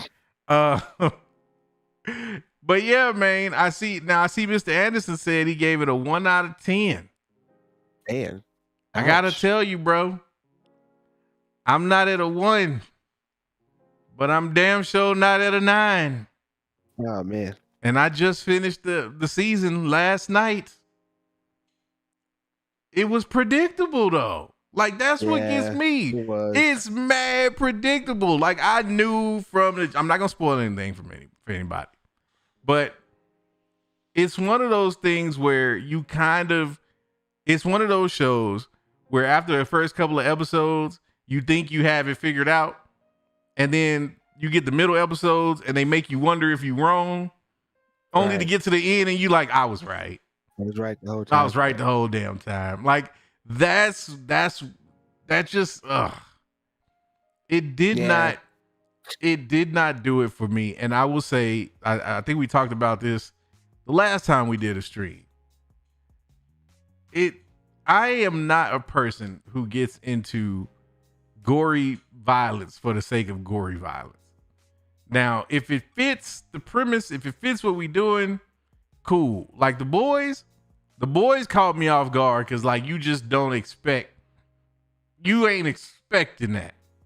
You know what I'm saying? Man. Invincible, kind of the same thing, but turning it up to another level because it's like, wait a minute, what else do you expect a Vulturemite to do if they are that strong and they down here dealing with humans?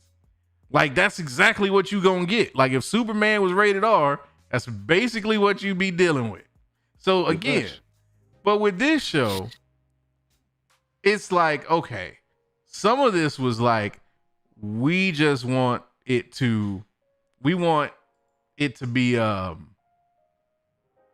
gory just for the sake of it being gory. Like even though you understand the premise and what's going on in certain situations, and you're like, well, yeah, that's pretty much, but it just, for whatever reason, it didn't do it for me like that. I thought the story was interesting. There was never a point where I was like, this is boring me, but it was more so of from the standpoint of, okay, this is really not doing it. I don't see what's so groundbreakingly amazing about this show. Like people talk to me about Squid Game like I was doing my life a disservice by not watching it. And it forced me, I binged it over the course of about 2 days. and was like, I can't get those 9 hours back. You know what this reminds me of? What that is? This reminds me, I don't know if Fanjexer's still here listening, but this reminds me of when Fall Guys came out. And everybody was like, oh, you need to go get Fall Guys. Fall Guys is such a great game. And then, like, it really wasn't. It really wasn't all that hyped. It really wasn't the best. But I bring up Fall Guys because this is damn near the same presence. It's like a game, like one of them old Japanese game shows. They gotta go through the obstacle course and they fall in the muddy waters or whatever the case. I feel like this is the same thing. The only thing is you got shot. The only difference. But the Squid Games was Fall Guys if they made it a real life version. That's all I got out of it. And I was like, yeah. I'm good. Man. I mean, look, there's some, okay. I can understand people who say that, like, there's some gut wrenching moments in the show. There's some certain specific scenes that go down that kind of tug at your heartstrings from a certain point of view. All of that. I get all that. But don't you kind of expect that when you're going into a premise like Squid Game? Like, don't you know that at some point in that show, you probably going to have to part ways with somebody that you've grown attached to a little bit. Like, you just know that by the nature of what you're watching. And so, like, for me, I don't like those. I can't get that immersed in those type of shows anymore unless they give me a legitimate reason. And I will, like, I don't want to spoil anything because I want to give people a chance to check this out. But there's a particular subplot in this show that I feel like if they had expounded on that a little bit more, if they'd have put just a little bit more focus and effort into that subplot, instead of it basically amounting to a cliffhanger that, like, we all know how that's going to play out when we get to season 2 of this show anyway, it would have made the show like infinitely better. Because I couldn't do it. I just couldn't do it. I watched it and I was like, I want to say this is a great show, but I can't, because there's nothing about the show that really blew me away. Like, nothing. It had nothing to do with the fact that I had to watch it in English, or even if I had watched it in Korean with the English subtitles. Nothing to do with that. I heard some people that were telling me that it kind of lost them because they didn't like having it was the English audio was not authentic enough for them, and they kept getting taken out by the Korean audio with the English subtitles. None of that had it didn't have any impact on my enjoyment whatsoever. I followed it. I watched a couple of episodes both ways. Neither one of them really it was inconsequential. But I will say this. Ain't no way in hell I'm playing that game. You wouldn't have got me to call. I don't care what my situation is, bruh. It ain't finna resort to that. Nope. Straight up. Like, that would have been one episode. I'd have been like, what? No, you can keep your card, bro. I'm out. Keep your card. Short documentary. Right. I can't do it. But yeah, it just didn't do it for me, man. And for me, what blew me away was just the level of hype surrounding it, and like how many people are just like cuckoo for Cocoa Puffs over this show. And I'm like, this is where we are now? Why? Like, I don't like, sometimes I take a peek outside my door. I look around. And I don't like the world I see around me, man. That's all I'm saying about that. Sometimes I'm like, I don't know about y'all. I love you to death, each and every one of you. But sometimes I don't be knowing. Right. I don't be knowing. I don't. So yeah, Titans. I can't say much about it. Oh, what happened? I mean, honestly, I had to go back and rewatch it. I tried to watch it with everybody. Okay. There was some connection issues. But I got to go back and rewatch it because there's certain things in there that I think I might have missed to fill in some gray areas for this episode. But overall, from what I was able to catch with it, I think we're just going to have to get used to characters like Gar and Connor being sidelined. Because I'm gonna go straight to the neck on this one. They keep sidelining Superboy, man. It's like, and even he and they reference it too. They're like, yeah, you know, you can't stop me. There's no way you can stop me. I can stop this in 5 seconds. Blah blah blah. And then he doses my man with kryptonite. It's like, yeah, I can stop. Yeah, it's like, but okay, you know, the writer's gonna find a way to preserve this money. Yeah, but I think I remember he was meeting up with the Red Hood, and that didn't really go the way that he thought it was going to go, because he tried to go to Wayne Enterprises and go the backdoor route. They got my man Crane living all up in the mansion. My man's all up in it, dude. Sun tanning, all types of stuff. But he's gets his flashbacks from his mom saying he's inadequate, scared, and which I find funny still. It's like, okay, so you get these flashbacks and these things that drive you. Okay, so now you're even Batman. They let it off with Batman's synopsis of Crane as, you know, the mask is what the character is. Like, Crane is nobody, but Scarecrow was somebody. He's always going to be behind the mask. So then that drives him to try to go push the Red Hood to go do some villainy. And it's like, okay, so they're saying that Scarecrow is nobody, but Scarecrow is the body. You're not. And instead of you going out and doing something to make Jonathan Crane the name, you still go behind somebody and push them to be what you're supposed to be trying to push yourself to be, which is, I guess, it's supposed to be the irony in that. But at the same time, it's like you put that writing into making that make sense instead of putting the writing into making that make sense, plus the entertainment. Yeah. So like I said, I gotta go back and rewatch this one. There's still a couple characters removed. You still expected Donna maybe to pop up and do something. And honestly, now that I think about it, I'm not entirely sure if I was able to finish it, because I think I missed a couple things in there. So I'll have to go back and rewatch it.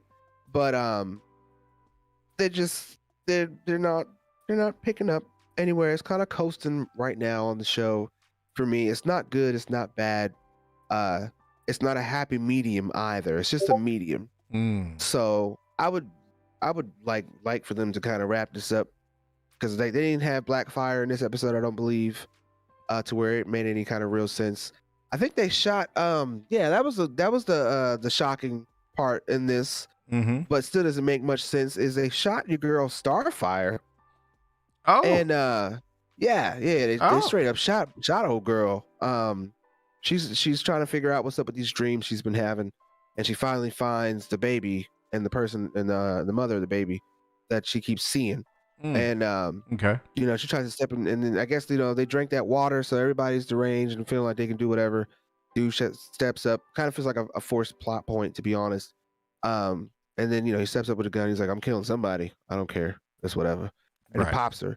But then she goes into this kind of flashback to see that her sister was actually supposed to be the one with powers.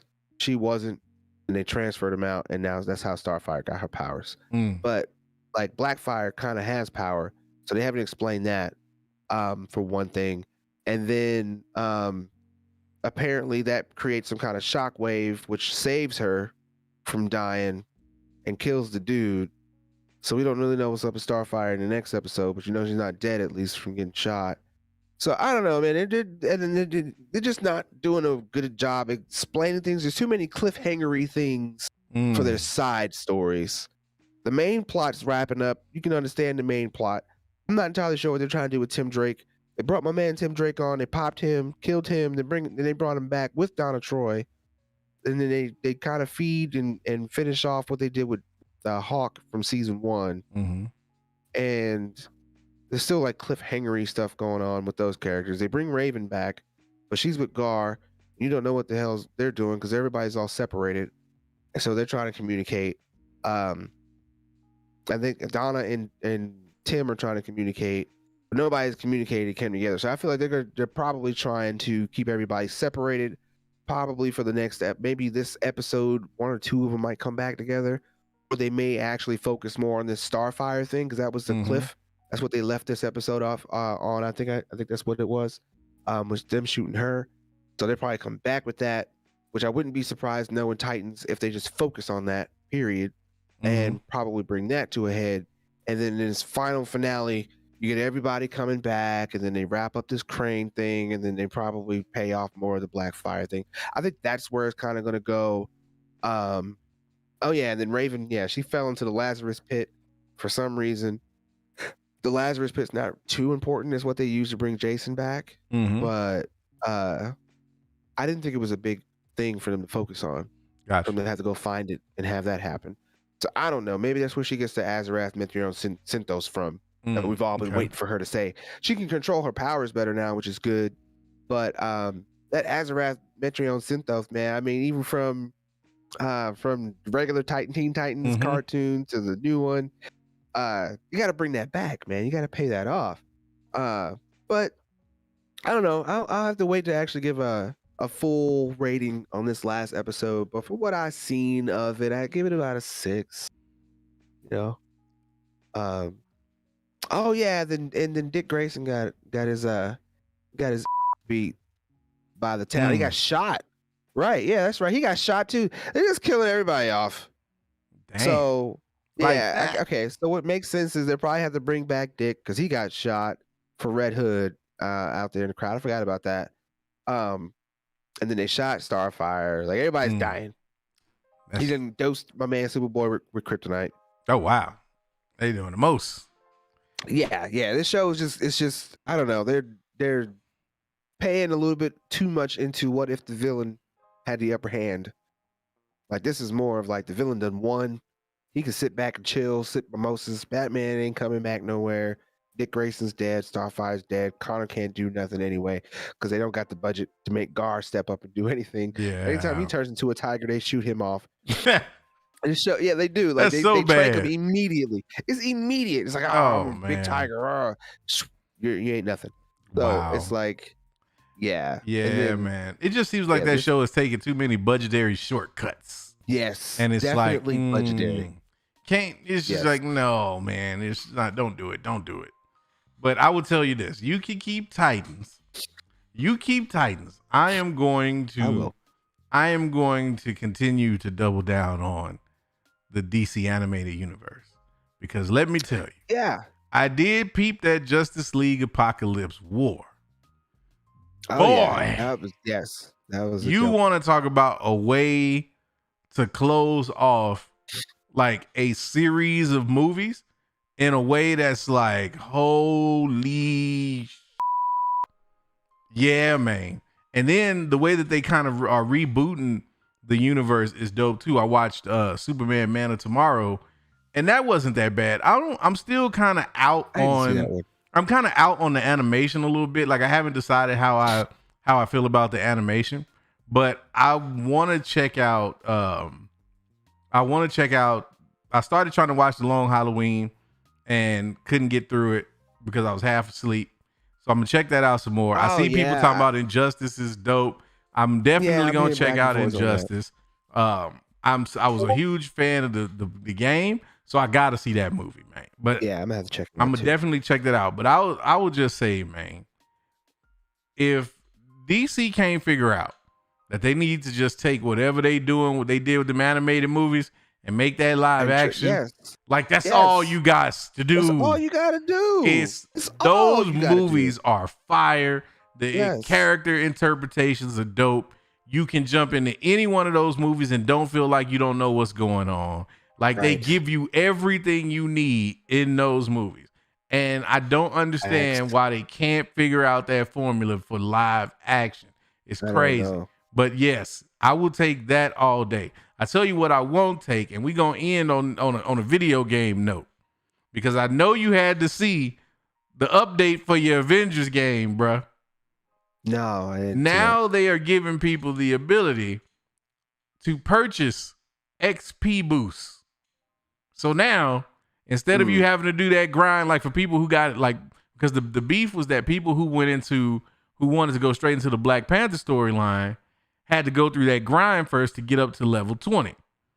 And so people were like complaining because they were like, well, I don't want to have to invest all these hours just to get to this. It don't take that long. So to be honest, essentially, they've now put booths like that you can actually pay cash for to boost your XP gains. But the clap back from that is that apparently there was a buff. They buffed the XP amounts that you gained from the beginning of the game anyway. Mm-hmm. And so essentially this boost that you purchased don't even bring you back to what the original XP gain level was to begin with. So it's like they're trying to make you pay to gain XP at a faster rate than what you were originally able to gain when the game first dropped.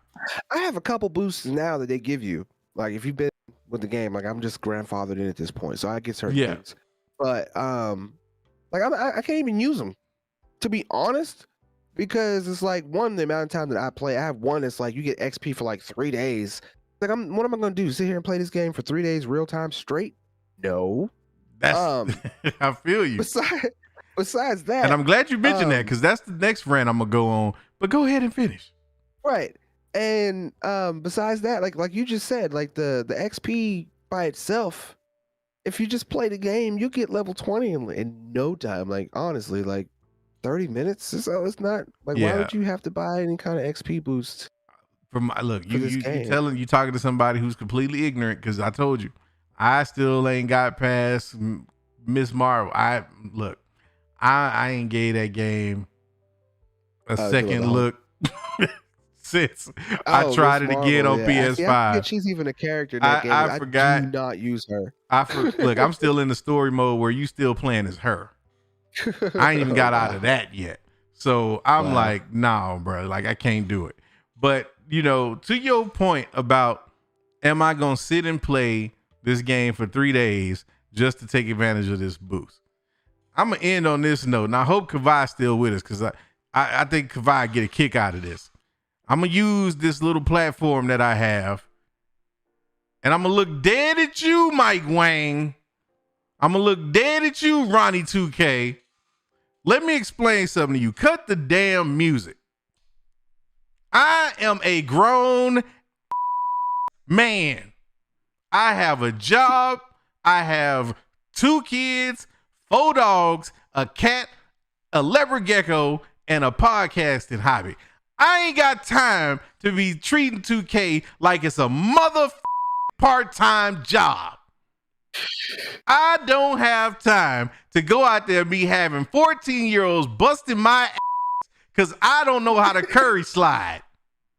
I ain't got time for that. That ain't real basketball. Fix your matchmaking for a change. Stop putting me in here with these dudes that play 2K all day because they baby mama work and they just living off government checks. Yeah, I'm saying it like that. Or they aspiring YouTubers, so they got a channel and want to watch you live stream while they all over me when I'm on the court just trying to get a game in. You need to give us old heads our own little gym where we can do our own thing. Because I'm getting tired of 2K making me look like a buster. And I'm a glutton for punishment because when we get off the stream, I'm going right back to the city and I'm going right back in the rec by myself, no squad, trying to get to this level 40 that I cannot attain because I ain't got it like that no more, man. It got the Sawce on the NBA. No, it is my mother loss because there is no Sawce for me in 2K. I have aged out. Apparently, I am no longer the target demographic. Spices now. No Sawce. I can't even get herbs and spices, bro. They won't even let me get in the kitchen in 2K. They like, nah, old head, you need to stay right there in my career. They need you stay in my career where you get to be MVP, averaging 50 points a game. And then go to stay out the park. You ain't ready for that park drama. You don't want that in your life. Man, let me tell you. Go buy some Under Armour from the mall. I'm trying to tell you, bro. That's literally it. I'm over here stacking up VC for what? So I could buy clothes, bro.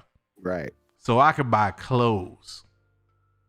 That's what 2K, that's 2K basically like, you know what, old head? You can just buy all these clothes and you can just keep zip lining back and forth to parks that you can't play in because as soon as you get on there, squad or no squad, you're going to lose by about 15 points. Easy. That's horrible, man. I couldn't do it. Bruh, it's oh man, bruh. Like, it is the most. I'm about to go into therapy and find out why it is I keep doing this to myself every year. Somebody got to intervene on my behalf, bruh, because my habit. It be calling me. I get out there, I'm like, you know what? Maybe the kids going to bed. Maybe now, if I stay up late enough, it ain't nothing but us old people with jobs that's trying to get it in while all these kids, you know what? No, because the kids don't go to bed because their parents don't make them. They on 2K from sun up to sundown, from can't see in the morning to can't see at night. I can't get a game in because these little motherfuckers everywhere with their shirts off and they black necks. And I ain't talking about black like black skin. I'm talking about literally just y'all know the type. Y'all see them out there play making shot creating mother. Oh boy, look, look. I'm trying to tell you, bro. It's woosah. Man, breathe. That's how I feel. 75%. Oh, that's supposed to make you feel better. It went down. What's that now? Squid Games went down on the poll. Hey, well, that's a plus. Hey, Kavai, my jumper is wet too, but you know what? I can't shoot if they don't give me the mother ball. I tell you, they know he's old just by the way his character look. I'm telling you, I'm like, bro, like I'm serious. Maybe that's what it is. Maybe I need to not put my face on the screen so they can be like, oh, that dude look like he about 40. No, don't pick him. He think he playing NBA Jam. Put that young on. I mean, it's like you get out there and look. I get out there and I be trying. I'm like, let me go out here and play like real fundamental. I want to set screens so I can let them know, look, I know how to play. Bruh, you miss one jump shot, they don't give you the ball the rest of the game. Nope. They like, you don't get to shoot no more. I'm like, bruh, really? Come on, man. Meanwhile, they jacking up, boy, and then they be jacking up shots, bruh. Like, I'm like, boy, you are 6'11", 200-something pounds. I don't care what kind of build you made. Get your in the paint. Like, oh boy. That done got hot. Sorry you're going through that, man. Man, Sorry you're going through that.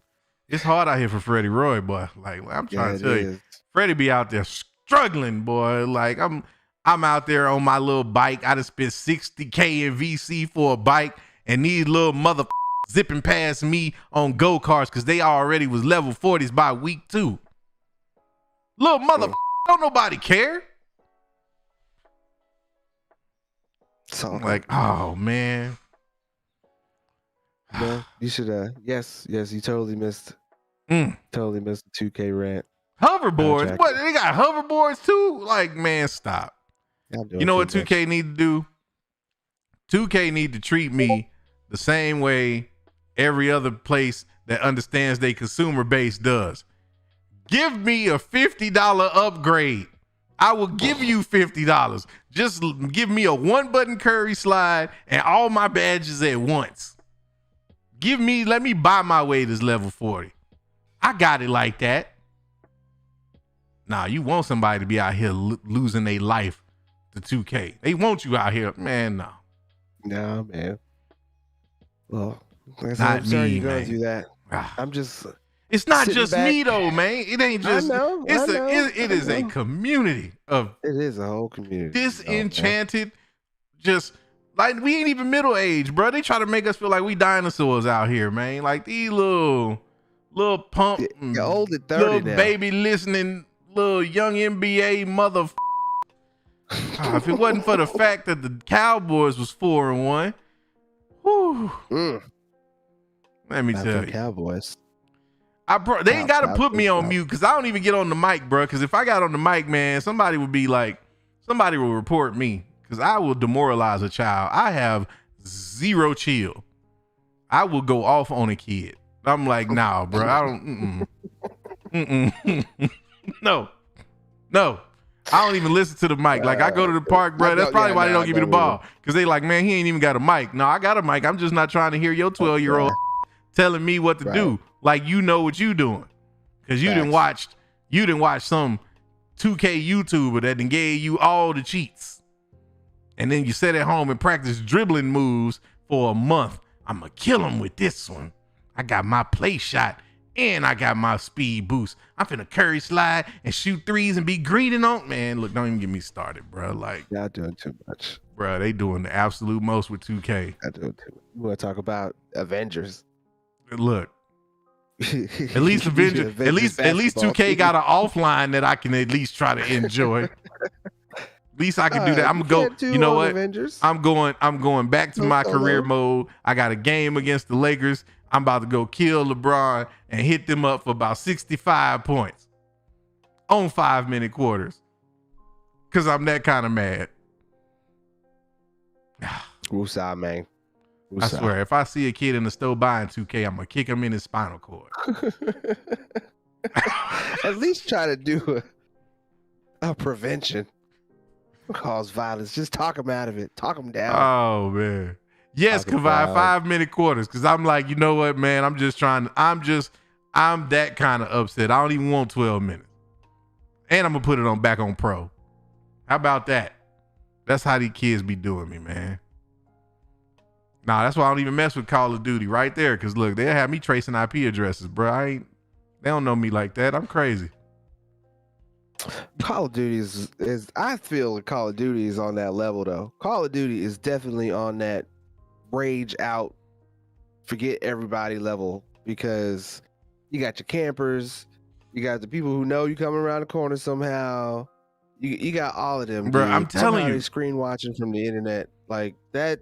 I quit playing. That's another game I had to stop playing. Oh, too. I left Call of Duty alone decades ago, bro. Like I left Call of Duty alone like around what was it, World War II the first time or Modern Warfare 2 the first time it came out? I was like, nah, brother, you're not finna do this to me. Like, I remember my nephew came over and this little mother served me on Call of Duty, bro. Like, served me to the point where I wouldn't even feed him. Like, he couldn't even get dinner. I was like, nah, you had your mama come get you food, you little mother. You come to my house and embarrass me like this on some Call of Duty. You can't get fed in here. Oh God. You that damn bad. Go shoot your way to some food, you little mother. That's how I felt, bro. I was like, you know what? I am not here for this shit. Yeah. No. See, that's why I stay away from the multiplayer games, man. Bro, I'm telling you. Why I do it. I'm telling you. Let me just go on back to my Ghost of Tsushima or something. Right. Yeah, but they ain't messing with me on that PGA Tour though. I know that. Yeah, ain't nobody messing with nobody on PGA Tour. That's all right, though. I'm out there. Didn't even know it existed. Hey, you leave me alone, man. When Tiger Woods hits it in, does his wife come out and? Hey, Tiger Woods ain't on the game no more. But that boy Leopard Branch be out there. Leopard Branch is out there making birdies and eagles on everybody. You know what? Got Arnold Palmer unlockable. Nah, but you could create them and your own golf course. I bet you can. Shoot. Man, case, man. I'm trying to tell you, bro. I out there too. Never thought I would get to that point where I was at the age where I got to be like, man, I can't fool with these young cats no more. Like video games supposed to be the like ultimate leveling of the playing field. Like I ain't supposed to be like my hand-eye coordination just ain't like that no more, man. I can't be getting arthritis because I'm trying to learn dribble moves, bruh. I can't, man. I can't do it. I'm just on my Mass Effect. Oh. I'm playing that Mass Effect right now. I got the Ultimate Edition. You get up Mass Effect 1, 2, and 3. Nice. I'm flying through space, chilling. Yeah, I'm waiting on that GTA, man. They about to drop a GTA trilogy remastered. I'm ready for that. Yeah, I saw that. I'm ready for that. Yeah, man. I'm ready for have that. To put this raids to good use. I'm trying to tell you on that one. It'd be nice if they remastered those and made those multiplayer. Matter of fact, I'm about to file for disability, and they gonna ask me why. I'm like 2K. And be like 2K gave me the gout. I got arthritis in my knuckles from trying to learn how to do crossovers and curry slides, bro. That's crazy. I'm like, man, this is ridiculous. Oh, may the sauce be with you when you're on that court. It's rough. Man. But on that note, man, like we always say, you ain't got to go home. But you got to tell Mike Wang he better get 2K right, damn it. This here, man. Justice for Al, Freddie Roy, and 2K. Somebody please help your boy. because it's hard out here. It is so hard. It's so hard. Oh man. I don't even know what we doing. We leaving? I don't know. I think we're supposed to, but yeah, they ain't gotta go home. We gotta get the hell out of here. Yeah, I think my Gatorade boost just ran out. I gotta go hit the treadmill on 2K, bro. I'm out. We catch y'all in the next episode on Friday. Hey. Something like that. Still man, go away. Man, 2K. Right? All day. You hear about the cable? What is thy bidding, my master? Nice guy.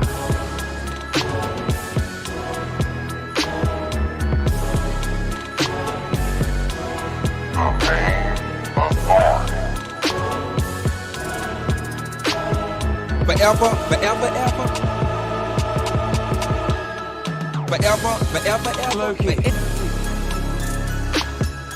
This is the way. This is the way. Why did you say that name? This is the way.